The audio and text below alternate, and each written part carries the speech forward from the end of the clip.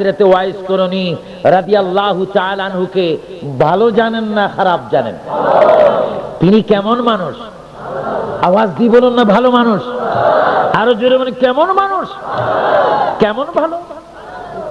একটু দেখেন, গভীর মনোযোগ। মা বাবার খেদমত করলে মানুষের উপর আল্লাহ রাজি হয়ে যায়, নবী রাজি হয়ে যায়, তার পজিশন শ্রেষ্ঠ হয়ে যায়। নবীজির খলিফা সাইয়েদনা আবু বকর, নবীজির খলিফা সাইয়েদনা ওমর, নবীজির খলিফা সাইয়েদনা ওসমান গনিযুন নূরাইন, নবীজির খলিফা খাতুন জান্নাত ফাতেমা আজ-জোহরার স্বামী হযরত আলী রাদিয়াল্লাহু তাআলা আনহু নবীজির খলিফা। এই চারজন নবীজির খলিফা, তাদের মধ্যে জল্পনা কল্পনা দাবি ছিল নবীজি যদি দুনিয়া থেকে বিদায় হয়, নবীর জুব্বা মুবারক আমরা চারজনের যে কোনো একজন পেয়ে যাব। জোরে বলুন সুবহানাল্লাহ। নবীজির কি মুবারক? জুব্বা মুবারক। নবীজির সব মুবারক, নবীজির জুব্বা মুবারক। আমার প্রিয় নবী দুনিয়া থেকে যাওয়ার পূর্বে, এক সপ্তাহ পূর্বে, আল্লাহর নবী সাইয়্যিদুল মুরসালিন রাহমাতুল লিল আলামিন ডাক দিলেন, আবু বকর, ওমর, উসমান, আলী, তোমরা আমার সামনে আসো, তোমাদেরকে আমি একটা জরুরি দায়িত্ব দিয়ে যাব, জরুরি একটি কথা বলে যাব। সাইয়েদনা আবু বকর, ওমর, উসমান ও আলী আসলেন। আল্লাহর নবী চক্ষু মোবারকের পানি মোবারক ছেড়ে দিয়ে বলে, আবু বকর, ওমর, উসমান ও আলী, তোমরা শোনো, আমার এই যে হাতের মধ্যে তোমরা জুব্বা দেখতেছো, এই জুব্বা মোবারক তোমরা আমার একজন আশিক, একজন গোলাম, একজন প্রেমিককে তোমরা দিয়ে দিও, যার নাম ওয়াইস করণী। আমার ওফাতের পরে আমার এই জুব্বা তার কাছে নিয়ে দিয়ে দিও। সাহাবায়ে কেরাম আশ্চর্য হয়ে গেলেন, আয়া কাম ইয়া রাসূলুল্লাহ, খলিফা আমি, ওমর খলিফা, ওসমান খলিফা, আলী খলিফা, আবু বকর খলিফা, কিন্তু কোন খলিফা জুব্বা পেলাম না। ওয়াইস করণী নামে এক ব্যক্তি জুব্বা পাবে, কারণ কি? আল্লাহর নবী কেঁদে কেঁদে বলে দিলেন, ওয়াইস করণী এমন একজন ব্যক্তি যার সর্বঙ্গের মধ্যে আমার ভালোবাসা, এবং আমার ভালোবাসার পরে তার অন্তরে তার মার ভালোবাসা। জোরে বলুন সুবহানাল্লাহ, আল্লাহু আকবার।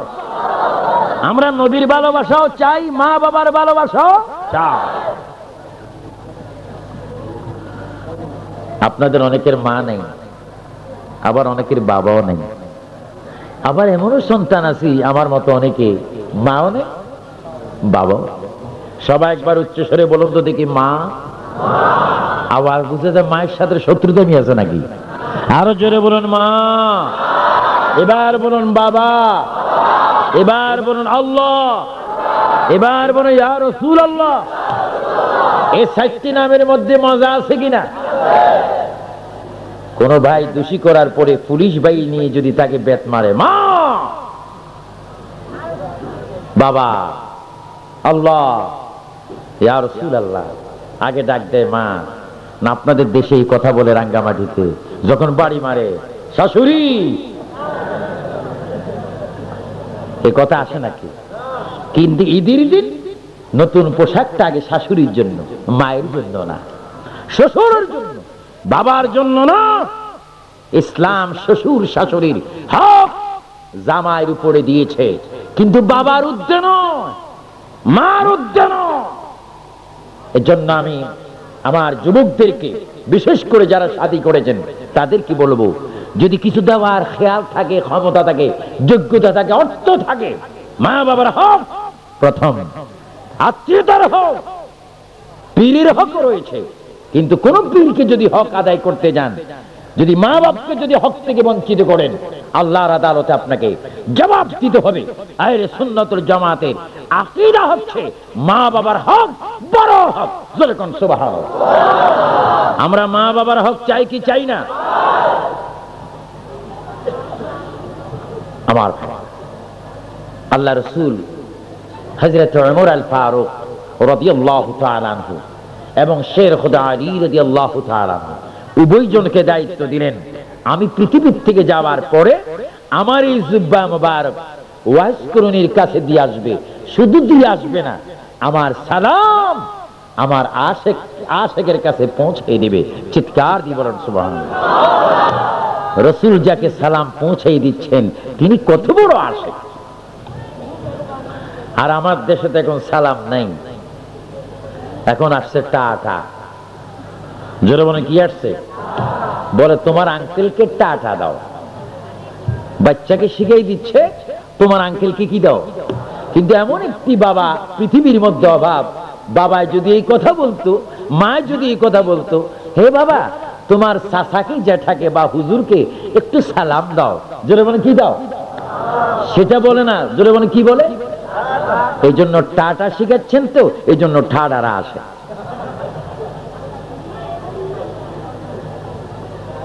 প্রিয় নবী সালাম দিচ্ছেন, হযরতে ওয়াস করেন।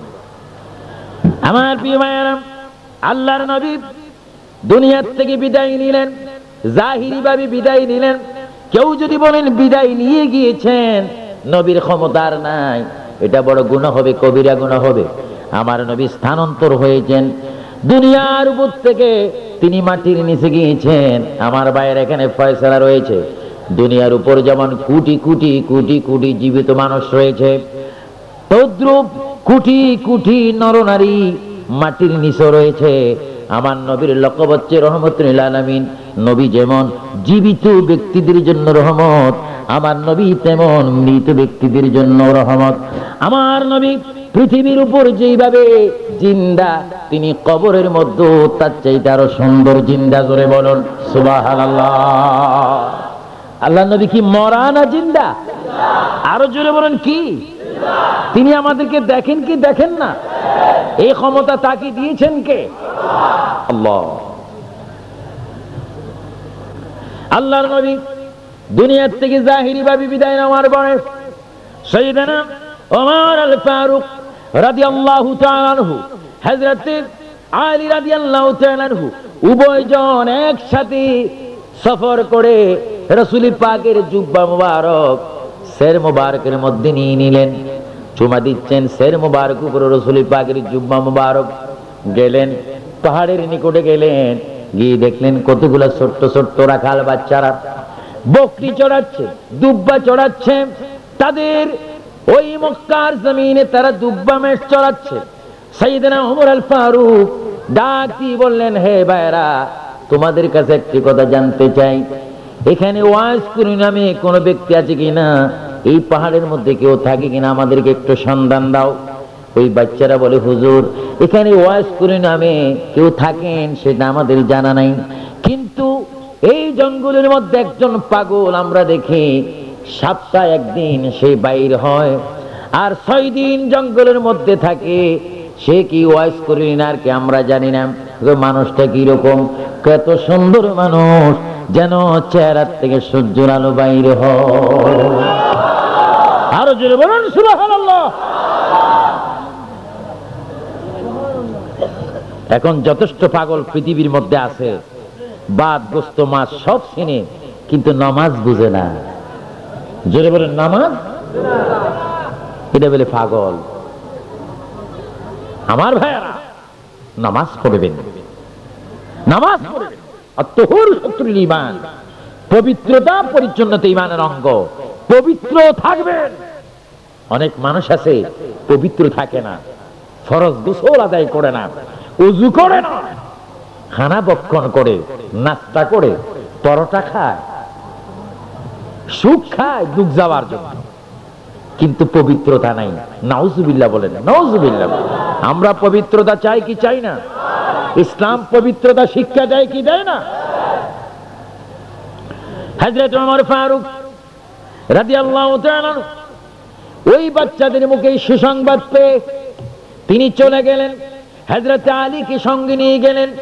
পাহাড়ের দিকে যাচ্ছে, অনেক উপরে গিয়ে দেখেন সুন্দর একটি গড়, ছোট্ট একটি গড় দেখা যায়। তেমন মজবুত কোন গড় নয়, ভাঙা, তেমন মজবুত কোন গড় নয়। ওই গড়ের মধ্যে তিনি হযরত ওয়াইস করিনি থাকেন। হযরত ওমর রাদিয়াল্লাহু তাআলা আনহু হযরত আলী গিয়ে দেখতে পেলেন ওই ওয়াইস করুনি যার কাছে তারা গেলেন, তারা গিয়ে দেখেন সেখানে তিনি নামাজ পড়তেছেন। আরো জোরে বলেন, কি পড়তেছেন? নামাজ পড়তেছেন। দেখে তারা দুজন সেখানে দাঁড়িয়ে আছেন। কিছুক্ষণ পরে হযরত ওয়াইস করনী যখন আসলেন, ওয়াইস করনী আসার পরে সালাম দিলেন, সাহাবায়ে কেরাম সালাম দিলেন, তিনি সালাম নিলেন, হযরত ওয়াইস করনী সালামের জবাব দিলেন। এবার হযরত ওয়াইস করনী গিয়ে হযরত ওমর বললেন, ও ওয়াইস করনী, আল্লাহর নবী রাহমাতুল লিল আলামিন আপনাকে সালাম দিয়েছে। এই কথা বলা মাত্র ওয়াইস করনীর চোখের মধ্যে পানি এসে গেল। পানি এসে যাওয়ার পরে তিনি প্রশ্ন করেন, আপনারা কারা? আমরা নবীর খলিফা। আপনার নাম কি? আমার নাম হযরত ওমর। আপনার নাম কি? আমার নাম হযরত আলী। আপনার নবীর কি? আমার নবীর খলিফা, নবীর সাহাবী। হযরত ওয়াইস করনী চোখের পানি ছেড়ে ছেড়ে চিৎকার দিয়ে সাহাবায়ে কেরামকে ডাক দিয়ে বলে, ওমর, হযরত আলী, আপনার বুঝি নবীর সাহাবী? আমার কেমন কেমন লাগতেছে। আমার দাঁতগুলা দেখেন, একটা দাঁত আমি রাখিনি। উহুদের ময়দানে নবীর দান্দান মোবারক শহীদ হয়েছে, এই পাহাড়ের মধ্যে আমি খবর শুনেছিলাম, কিন্তু কোন দাঁতটা ভেঙেছে আমি প্রকৃতপক্ষে বলতে পারি না। তাই এটা না ওটা, এটা না এটা বলতে বলতে নবীর এশকের মধ্যে 32 দাঁত আমি ভেঙে ফেলেছি। জোরে বলুন সুবহানাল্লাহ, আল্লাহু আকবার বলেন। একটা দাঁত ভাঙলে একটা কবিরা গুনাহ, একটা দাঁত ভাঙলে ইচ্ছা করে একটা কবিরা গুনাহ। আর সেখানে ভাঙলেন কয়টি? গুনাহ কয়টা করলেন? 32টি। পাইলেন কি? যুদ্ধা। আর জোরে বলুন, পাইলেন কি? এটা কি নবীর বিরোধী না মুহাব্বত? আরো আওয়াজ দিয়ে বলুন না রাঙ্গামাটির ভাইয়েরা, বিরোধী না মুহাব্বত?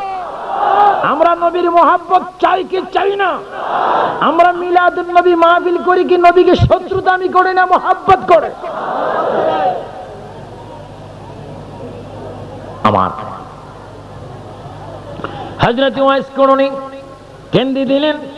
কেন্দে দেওয়ার পরে হযরত ওমর চোখের পানি ছেড়ে বলে, হে ওয়াইস করনী, আপনার হাত মোবারক একটু আমার সামনে দেন। আপনার হাতের জন্য আল্লাহর নবী একটি কথা আমাকে বলেছেন, আমি দেখি। হযরত ওয়াইস করনী ডান হাতটি যখন দিলেন, ডান হাতের তালুর মধ্যে দেখতে পেলেন লেখা রয়েছে চামড়ার মধ্যে, মিম হ্যাঁ মিম দাল মুহাম্মদ। জোরে বলুন সুবহানাল্লাহ। সাহাবায়ে কেরাম চুমা দিলেন। চুমা দেওয়ার পরে হযরত ওয়াইস করনী কি প্রশ্ন করলেন, হে আল্লাহর বান্দা ওয়াইস করনী, আপনাকে প্রশ্ন করতে চাই, নবীর যুগে তো আপনি ছিলেন, কিন্তু নবীর দরবারে আপনি কোনোদিন যাননি, কেন আপনি যাননি? কি জিনিস আপনাকে বাধা দিয়ে রেখেছে, কেন আপনি যাননি?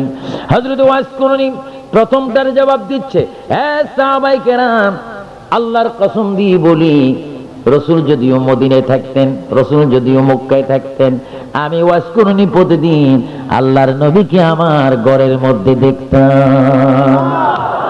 আরো জোরে বলুন না সুবহানাল্লাহ। রাসূল হযরত ওয়াইস করনী ঘরে থাকতে পারে কি পারে না? আরো জোরে পারে কি না? শুধু তাই নয়, আপনি যদি ইমানদার হন, আপনি যদি নামাজি হন, আপনি যদি রোজদারি হন, আপনি যদি আল্লাহওয়ালা হন, আপনি যদি শিরিক না করেন, আপনি যদি কবিরা গুনাহ না করেন, আপনি যদি কোরআন শরীফ তেলাওয়াত করেন, আপনি যদি প্রতিদিন আল্লাহর নবীর উপর দরুদ শরীফ পড়েন, কোরআন শরীফ বেশি বেশি পড়েন, আপনি ইমানদার হয়ে যাবেন।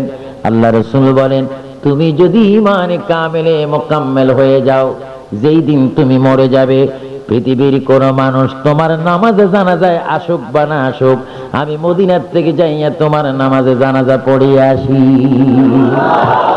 আরো জোরে বলুন না সুবহানাল্লাহ।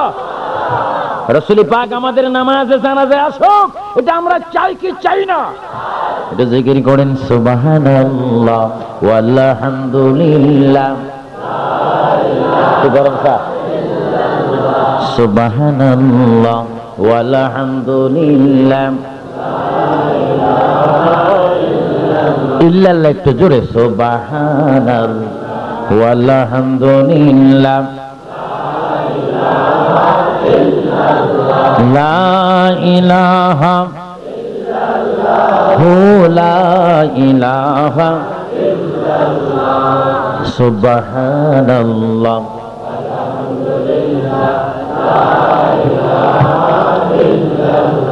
আসমান বলে এক আল্লাহ, বলেন আসমান বলে জমিন বলে এক আল্লাহ, সবাই বলে এক আল্লাহ, আমরা বলি এক আল্লাহ।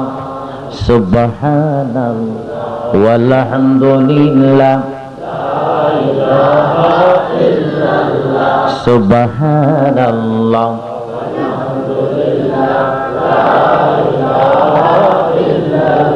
লা ইলাহা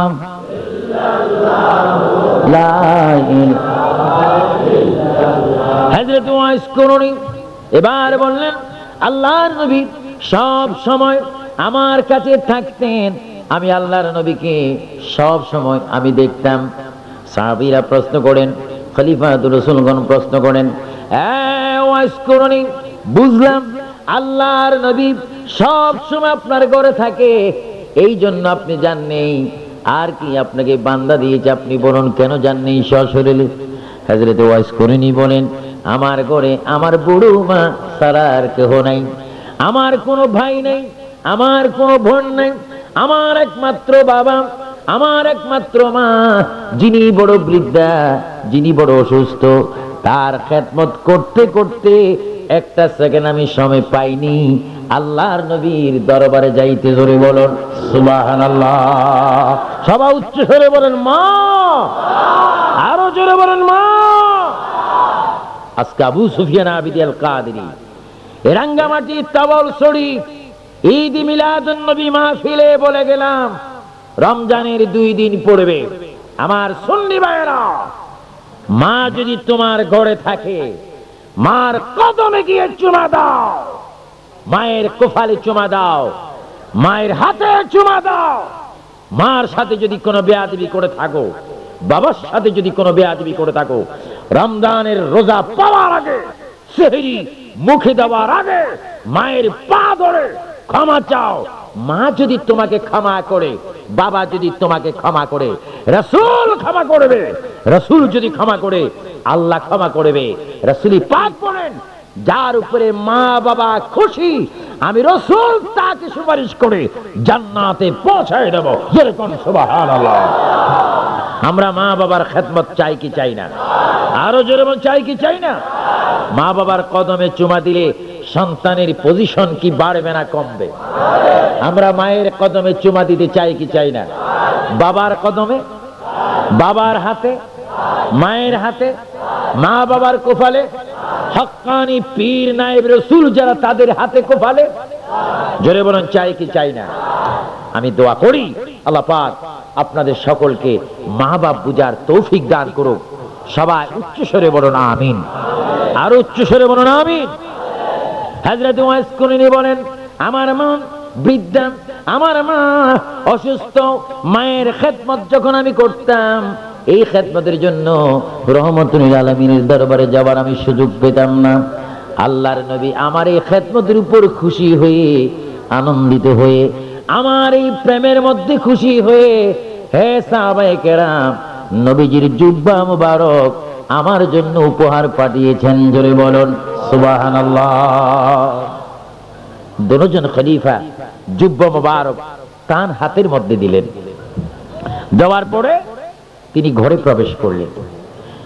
তিনি ঘরে প্রবেশ করেন, হযরত ওয়াইস করুনি আকাশের দিকে নজর করলেন। এবার আকাশের দিকে নজর করে হযরত ওমর, হযরত আলী ঘরের বাহিরে তারা আছেন। হযরত ওয়াইস করুনি জুব্বাটা নিয়ে যখন আকাশের দিকে নজর করে বললেন আল্লাহ। সবাই একবার জোরে সরে বলুন আল্লাহ, আরো জোরে বলুন আল্লাহ। আমরা বিপদে পড়লে আল্লাহকে ভুলিয়া যাই, তারপরও জোরে সরে বলুন, বান্দা যখন বিপদে পড়ে, মুসিবতের মধ্যে পড়ে, বান্দার সাথে আল্লাহ আছে কিনা? আরো জোরে আছে কিনা? আমরা আল্লাহকে ভুলে যাই, নবীকে ভুলে যাই। আমার ভাইয়া, আমার অনেক মা বোনেরা এসেছেন, আমি অনুরোধ করব কোন মহিলার আওয়াজ যেন এই প্যান্ডেলে শোনা না যায়। খামোশ, যতদূর পর্যন্ত আওয়াজ যাবে ততটুকু পর্যন্ত সর্প সৃষ্টি হয়ে জাহান্নামে তাকে দংশন করবে। কোন বেগানা পুরুষ, কোন বেগানা মহিলার আওয়াজ শোনা যাবে না। এইভাবে আওয়াজকে কন্ট্রোল করতে হবে। আবার অনেকে বলেন হযরতে মায়েশা সিদ্দিকা রাদিয়াল্লাহু তাআলা তো কথা বলেছেন, কোথায় আকাশের তারা আর কোথায় রাঙ্গামাটির খেরের ফাড়া, কোথায় মায়েশা সিদ্দিকা আর কোথায় রাঙ্গামাটির আয়সা, বেশ কম আছে কিনা? আরো জোরে না আছে কিনা? যে দরুদ পড়েন সালাতুন ইয়া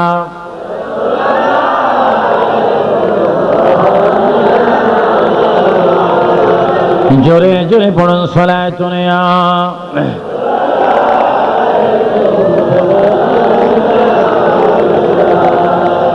दो आलम क्यों न हो कुर्बा उसी पर खुदा भी है रज़ा जो है मोहम्मद सल्लल्लाहु अलैहि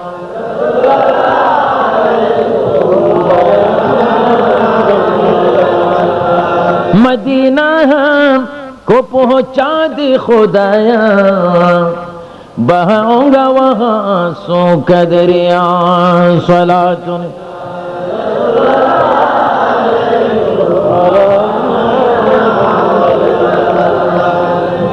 হযরতে ওয়াস করনী রাদিয়াল্লাহু তাআলা আনহু তিনি ঘরের ভিতরে গেলেন, গিয়ে ডাক দিচ্ছেন কাকে? আল্লাহকে। সবাই আরেকবার বলুন আল্লাহ। গুনাহ মাফ হবে, গুনাহ মাফ হবে। আবার বলুন আল্লাহ। হযরতে ওয়াস করনী ডাক দিলেন, আল্লাহ তোমার হাবিব আমার জন্য জুব্বা মোবারক পাঠিয়েছেন, আল্লাহ আপনি বলেন আমি কি জুব্বা গায়ে দেব? সুবহানাল্লাহ। অনুমতি চাচ্ছেন কার কাছ থেকে? কি পড়ার জন্য? আওয়াজ হলো গায়েব থেকে, পড়ে নাও, পড়লে আমি খুশি হব। হযরতে ওয়াস করনী এবার সিজদার মধ্যে পড়লেন, আয় আল্লাহ ততক্ষণ পর্যন্ত এই জুব্বা আমি গায়ে দেব না যতক্ষণ পর্যন্ত আমার দয়াল নবীর উম্মতের গুনাহ তুমি মাফ না করবে। সুবহানাল্লাহ, সুবহানাল্লাহ। আল্লাহ পাক বলেন ওয়াস করনী যাও, অনেকগুলি উম্মতের গুনাহ মাফ করে দিলাম। আবার তিনি বলেন আল্লাহ না, আরো মাফ করতে হবে, আরো মাফ করতে হবে, আরো মাফ করতে হবে। এইভাবে তিনি কাঁদতেছেন। কান্দার পরে কিছুক্ষণ পরে ওমর আলী ঘরের ভিতরে প্রবেশ করলেন। আপনি কেন ঘর থেকে বাইর হচ্ছেন না? ওয়াজ করনী চোখের পানি ছেড়ে ছেড়ে ডাক দিয়ে বলে, ওগো ওমর, ওগো আলী শোনেন, এই জুব্বা মোবারক গায়ে দিব কিনা আল্লাহ থেকে ইজাজত চেয়েছিলাম। আল্লাহ পাক আমাকে ইজাজত দিয়েছেন গায়ে দেওয়ার জন্য, কিন্তু আমি শর্ত দিয়েছিলাম নবীজির উম্মতকে যতক্ষণ পর্যন্ত আপনি মাফ না করবেন, ক্ষমা করে না দিবেন, ততক্ষণ এই জুব্বা আমি গায়ে দিব না। আলী, ওমর, হাজার হাজার কোটি কোটি কোটি কোটি উম্মতের গুনাহ আমি মাফ করাইলাম। আপনারা যখন এসেছেন আমি সিজদা থেকে উঠে গেলাম। যাও, এখন আমি গায়ে দিতে পারি, তবে আল্লাহর সাথে আমার ওয়াদা হয়েছে এই জুব্বা গায়ে দেওয়ার কারণে কোটি কোটি উম্মতে মুহাম্মাদীকে তিনি জাহান্নাম থেকে জান্নাত দান করবেন। জোরে বলুন সুবহানাল্লাহ, আল্লাহু আকবার বলেন। আমার প্রিয় ভাইয়েরা, এবার আওয়াজ দিয়ে বলেন হযরতে ওয়াস করনী রাদিয়াল্লাহু তাআলা আনহুর কাছে নবীর কি দুশমনী ছিল না মহব্বত ছিল? আরো জোরে বলেন কি ছিল? এখন কি আপনারা কি দুশমনী চান না মহব্বত চান? মহব্বত।